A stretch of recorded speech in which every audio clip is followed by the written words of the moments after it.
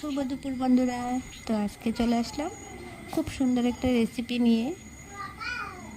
তো এই রেসিপিটার জন্য আমি এখানে নিয়ে নিয়েছি কচুরমুখী সিদ্ধ করে ছুলে নিয়েছি, যে দেখতে পাচ্ছ, আর একটা টমেটো কুচি করে নিয়েছি, আর রসুন, আদা, কাঁচা লঙ্কা, পেঁয়াজ। তো আমি রসুন, আদা, কাঁচা লঙ্কা এগুলো একটু ছেঁচে নেব।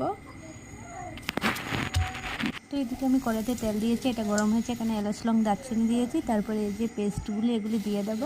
তো টমেটো কুচিগুলো দিয়ে দেব।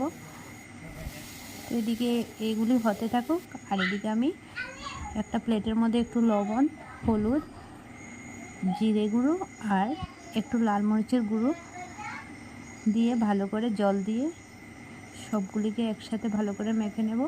তারপরে এই পেস্টগুলিও আমি এখানে দিয়ে দেব। এবার আমি সবগুলি ভালো করে একসাথে কষাতে থাকব। তো ভালো করে কষানো হয়ে গেলে আমি কচুরমুখিগুলি